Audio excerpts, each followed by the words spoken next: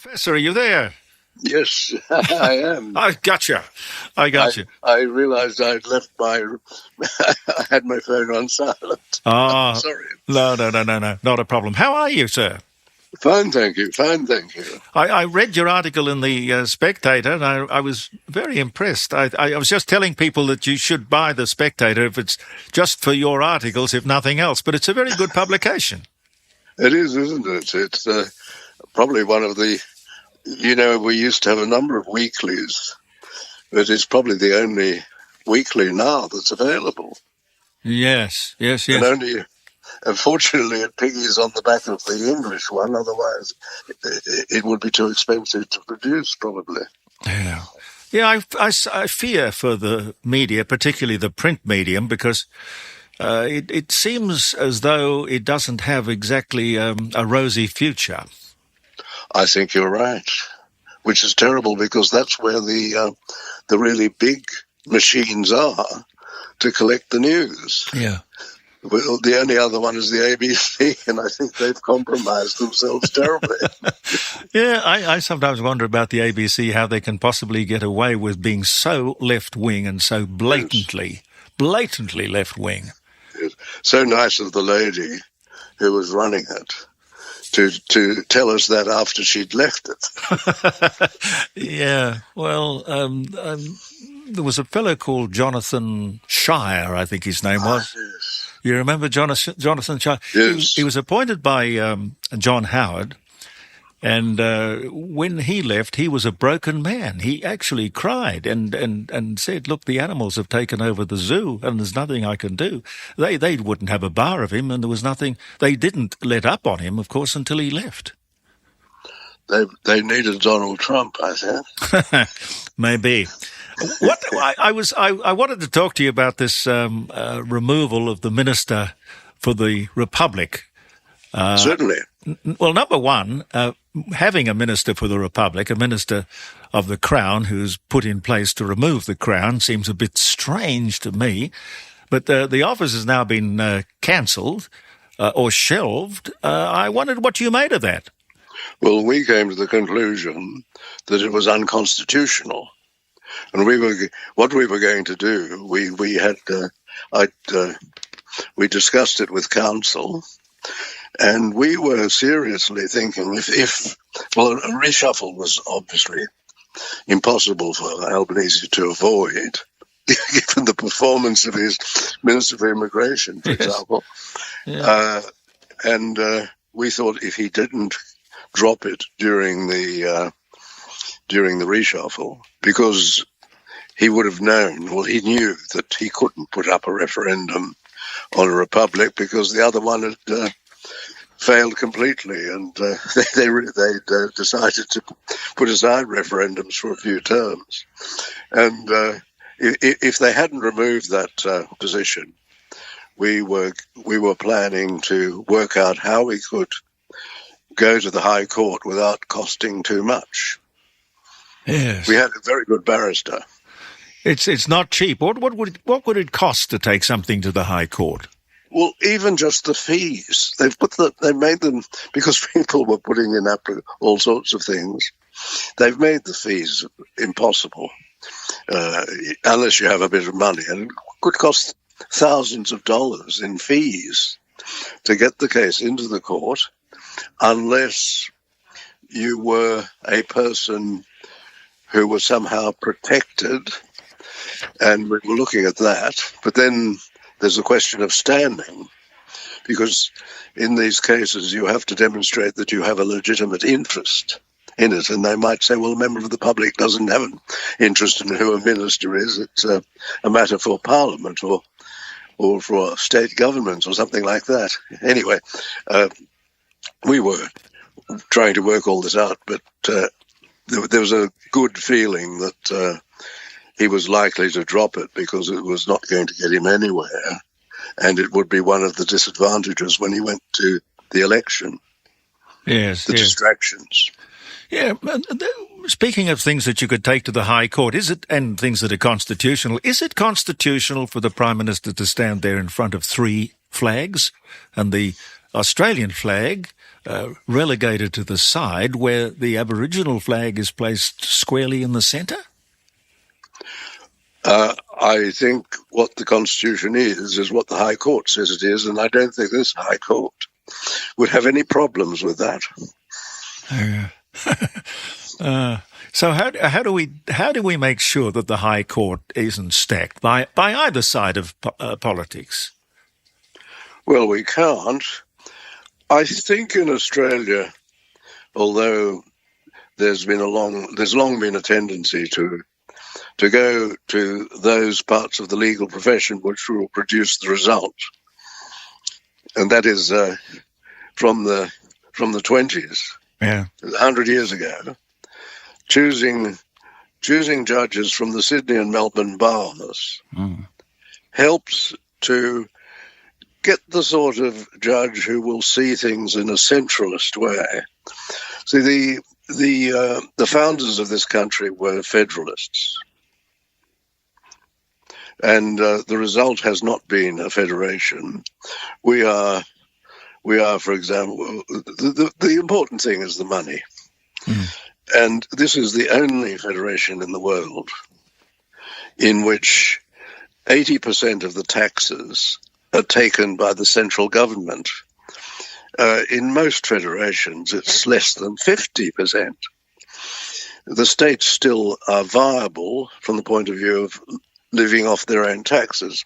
If you become dependent on the central government, as all of our states are, then the central government has enormous power over you because they give you money. See, they collect 80% of the taxes. They give back about half of that to the states, but they tell the states how to spend it. That's not how a federation is supposed to work. How did it go off the rails? State governments which are independent financially. How did it go off the rails like that? Well, with the assistance of the High Court and 2 wars, because in wartime you can say, well, we've got to win this war, and we'll just have to override the states, and the High Court will say, well, this is an application and a use of the defence power, and during a war, you obviously the Commonwealth should be entitled to take special measures, and that continues after the war, and then other reasons are found. Of course. But if you appoint barristers from the Sydney and Melbourne bars, they're going to see Australia through the eyes of Sydney and Melbourne. Of course, the Sydney-Melbourne-Canberra triangle thinks very much that it is Australia, forgetting, for example, that there is Queensland, South Australia, Western Australia, and Tasmania, that they're also legitimate and equal parts of Australia. And the Federation has been completely undermined in a way that has happened in no other country. There are, of course, fake federations like the old USSR or Russia now. They're not really federations. They just describe them as federations, but everything is controlled from Moscow. In Australia, an enormous amount of things are controlled from Canberra. And the process, the attitude in Australia is this: if there's a problem, there are 2 solutions to a problem, and that is an enormous amount of money, federal money, and the second thing is making everything in Australia uniform. Now, a federation is supposed to be a situation where the states compete with one another, and we had an excellent example of that many years ago under Sir Joh Bjelke-Petersen, the Premier of Queensland, against the advice of his Treasury, against the advice of his parliamentary colleagues. He did something which was greeted with great approval. I remember when I was an article clerk to a solicitor, one of the things I noticed was that there was a terrible tax, death duties. And it didn't affect the very rich because they, of course, had the lawyers and accountants to minimize it. Didn't affect the poor because they didn't have the assets. But it affected the middle class, it affected the farmers, the small business people. And what happened quite often was that quite often it was the key person who died in a family, related also to a family business. Not only were they in sorrow and over the tragedy of losing somebody, they then would know that they would be about to receive a bill, particularly from the state government, but also the federal government, to take about, it could be a third, for example, of the value of all their assets, including their business or their farm. And what do? You have to break the farm up, or it's catastrophic. That it was a terrible tax. Sir Joe Bjelke-Petersen alone abolished death duties in Queensland, and elderly Australians all went to Queensland. Yes, they curiously decided they didn't want to give these vast gifts to these hopeless politicians to waste, and they went to Queensland. They'd rather give their estates to their families, to their heirs and successors, which is the normal human behaviour, rather than giving it to some completely useless drones. I liked Joe Bjelke-Petersen. I thought he was, apart from being a character, and a very good premier for his state. He looked after his state very, very well. I used to talk to him quite regularly. He was a most interesting character. I wanted to ask you about this Lima Declaration that Gough Whitlam and Lance Barnard signed us up to in 1975, which effectively did away with our manufacturing industry, or committed Australia to doing it in favour of third world countries. Are you familiar at all with that? Not familiar, but I know what it was, and it was in many ways the beginning of the handing over of manufacturing, particularly to China.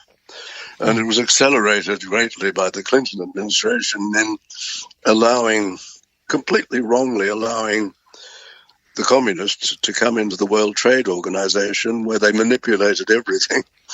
And they didn't behave as a normal partner of other countries. And a large number of not a large number, but a considerable number of wealthy Americans saw the advantage in moving their industry to China and avoiding the labor costs in the United States, and thinking that this would be a very excellent way of making money. And it also made the communist brutes who run the Politburo in China, turned them into billionaires, communist billionaires.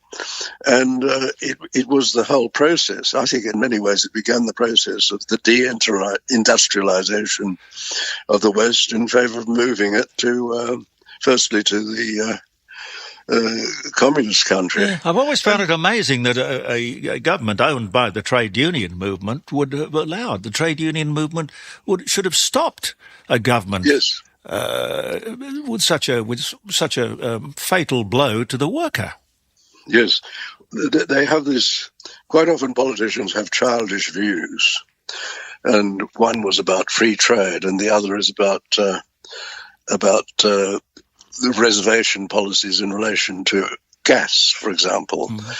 We have this terrible problem at the moment in Australia, that we're sitting on this enormous amount of gas, and we've effectively handed it over to a foreign cartel, and